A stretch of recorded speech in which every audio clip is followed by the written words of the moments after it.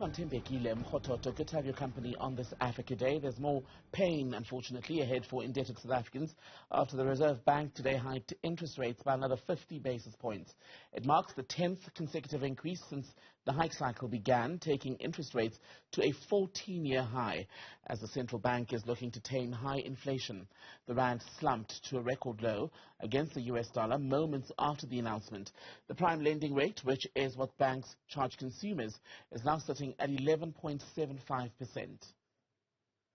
BC decided to increase the repurchase rate by 50 basis points to 8.25% per year with effect from the 26th of May 2023. The decision was unanimous. Well, the central bank has revised upwards South African and global growth prospects, for this and next year. But Governor Lesotho Kganyago says that load shedding is still a major concern. For 2023, the bank's forecast for GDP growth is slightly higher at 0.3%. Energy and logistical constraints remain binding on South Africa's growth outlook, limiting economic activity and increasing costs. We estimate load shedding alone to deduct 2 percentage points from growth this year. Sugar Creek Wealth Managing Partner Gerald Mwandiambira joins us now to talk about the impact of the rate hike on you and I, people who have loans or are repaying cars as well. Gerald, good to have your time tonight. Let me get your thoughts first on the rate increase, the 10th one in a row. Look, Tabekile, I think this rate increase has taken us into unknown territory. From a financial planning point of view, normally when you take out a home loan, people are advised to borrow 75% of what they can afford, so that if interest rates go up by another 25%, you can cope. We have now experienced rate hikes which are equivalent to over 40% increase on a bond repayment since the beginning of COVID, or since the rate hike started. Most people have reached the end of their tether.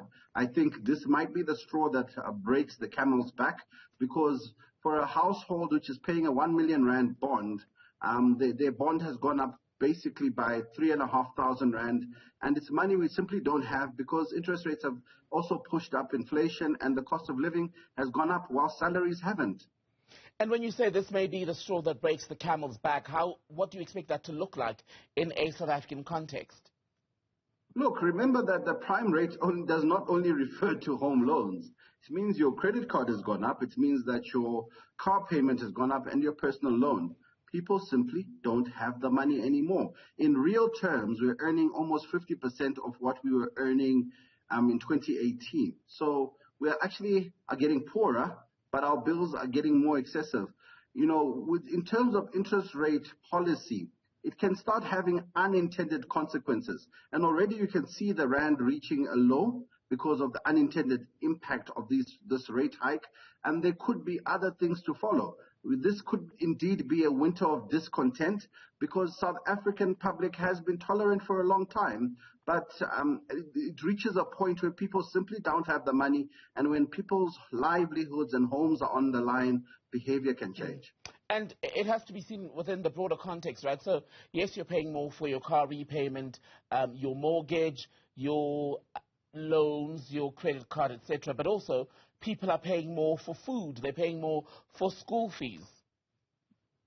Look, yes, indeed. You can only stretch a limited salary so far.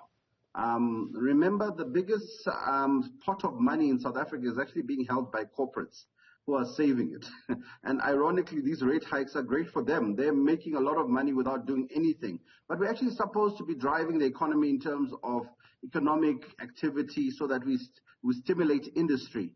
And I think the government needs to find other ways of managing the economy and not just using the interest rates as their primary tool. Because all the factors that have led to these rate hikes have nothing to do with South Africa. It's global fuel prices, the war in Ukraine, and a lot of external factors which are affecting us, including South Africa being perceived as allied with Russia. And given that many of the factors that are affecting the picture here at home are driven by not domestic but global influences, was this the only option that the Reserve Bank had at this point? Was this an unavoidable rate hike?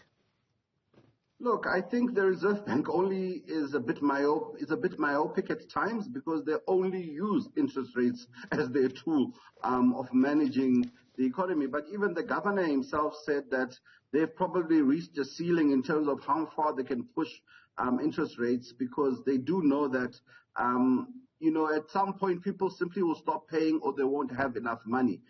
Economists still forecast another 1 or 2 rate hikes going ahead.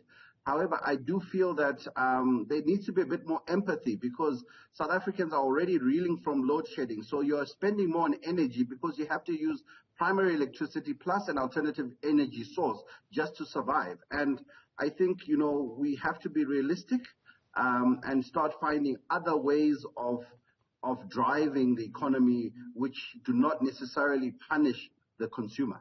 Gerald Mwandiambira, good to speak to you. Thank you so much for being with us tonight.